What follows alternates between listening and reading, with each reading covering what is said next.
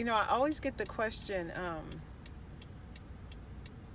like, what do I do? Like, what is it that I do personally?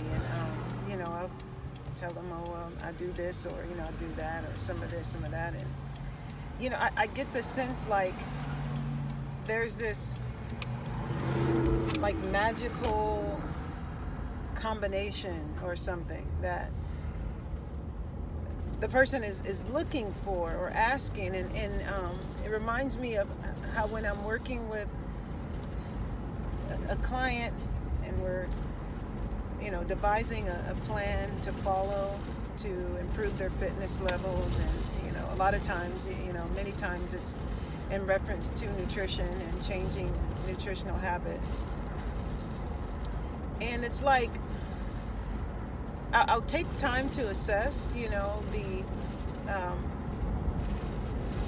assess what's going on at the time, like, what the individual's doing, whether it's through journaling or just through a number of conversations that, I take down information about the particular individual and their habits. And many times I will just come up with anywhere from 1 to 3 things to help move in that direction. But I won't just choose like just some generic random thing. I'll take a look at what will make the biggest significance, or the most significant change for that individual. And it's something that seems small but done consistently. So do this for 15 minutes every day, or make sure that you put water here every Tuesday, and I'll give the recommendation based on that. And with some individuals, it's received, but many times it's almost like the person will kind of bypass that and say, yeah, but what about, like, what else? Almost like wanting something, I don't know, something that seems elaborate. And it's like, well, so do you want me to give you what it is that you think you should have, or are you asking for, my recommendation? And I think part of it is like, goes back to our concept of what it is that we need and how that should look. And really, if we think about it, like, if I'm going to someone to get assistance, then I need their eye. I need their outside perspective. I need something that I'm not able to see at that time. And it reminds me of the story. I think it's in 2 Kings, where it's a guy called Naaman. His name is Naaman, and he has this skin disease. And he gets sent to the king, and then he gets sent to Elijah. Elijah hears about it, and he goes to see Elijah, and Elijah tells him to go dip 7 times in some area of water. And at first he doesn't want to do it because it seems like, wait a second, I wanted him to kind of wave his hand, and it's like he wanted him to do something based on his own perspective, like, when really, like, if it's gonna work, like, why not try it? And at the same time, if you have something that you don't have an answer for, why not try somebody else's recommendation? But anyway, that's that's what it reminds me of. But here's a couple of things. The change or the outcome, it does have to do with some things that you just do as habit. I think about that when I'm asked a question, and I'm like, I really pause for a while, because it's not really what I do, but it's the motive behind it, and it's like, oh, you've been doing this for years, you've been pushing. It's really about the motivation. If I didn't have the motivation that I have, or the reason for doing it, wow, then there would be no outcome. There would be no consistency. I think I've said before that if you have some some goal that's based on something external, it's not going to last. You'll do it for a while and then it's over. But when there's a broader perspective of how it affects your life, you're probably going to do it for a long time, if not for the rest of your life. So I would recommend, once again, take time to assess. Like, you have to slow down.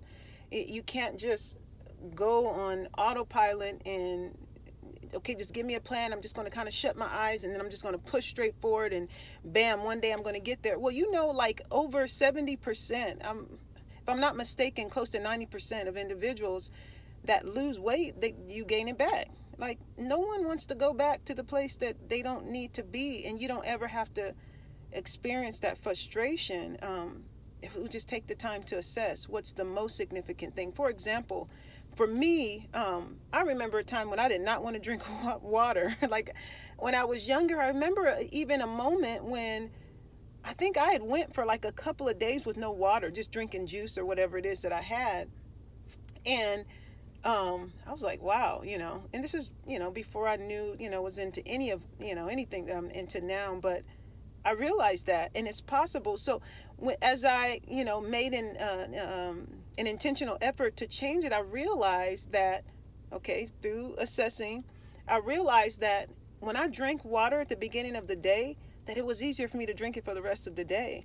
So I just set a goal to drink a certain amount by a certain time. And that automatically helped my body to get thirsty, so I would want the water. And then I saw the benefits that I got from drinking the water.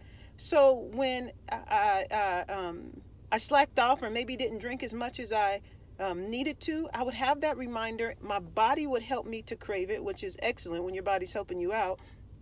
And then at the same time, I would, my body helped me to remember it.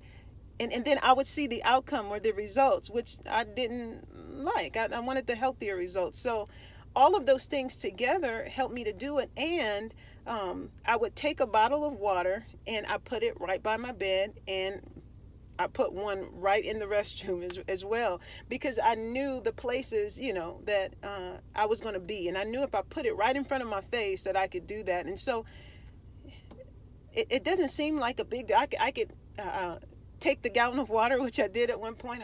I want to drink a gallon of water, and carry that intimidating bottle. But I realized I was intimidated by looking at the bottle and I ended up drinking less. So I put it in smaller increments in more places that I would be, and it was just automatic. And so then when I, need to go get water, buy water, I don't try to say, okay, well, maybe I'll do it later. No, I make it a priority because I see the effects that it has on me. And that's what it is. Slow down long enough to be able to assess what's going on. Don't just be on autopilot. And when you see the thing that is, the outcome that is really negative in your life, take time to backtrack, and replace those things that are causing negative motivations. It's probably a television show that when you watch it, it causes anxiety, or when you watch it, you realize that you always want to eat a bag of chips, whatever it might be. A conversation before you go to bed that doesn't enable you to sleep, a show before you go to bed that messes with your sleep pattern. Don't watch it. Find something else, to do. So little things like that, or things that seem little, they really make a big difference when you do them regularly. Like stretching every day for 5 minutes. It makes a huge difference. You ever had the tension in the back of your neck, or you had the pain in your traps or in your shoulder? Well, you need to stretch and release the tension that you've been gathering up throughout the day. But that's what I wanted to give you. So find that thing that slow down long enough to assess, and then find the thing that makes the biggest difference. Just find 1 to 3 things. Don't come up with a huge elaborate plan that's going to be intimidating, and many times you'll just procrastinate on it. Just find something simple. Okay, well, you go to the store all the time. Okay, well, buy enough water for 7 days. You go to the store once a week, go to the store, buy enough for this period of time and put it right there in front of your face. Okay, so you can't change the habit, but it doesn't have to be elaborate. Don't get in your own way. Just find 1 or 3 things that are simple to implement and make them non-negotiables. Just, okay, this is what I have to do. I'm going to do these 3 simple things, and then just watch the outcome. I mean, you'll like the results. Until next time, I'll be back with another set of fit tips.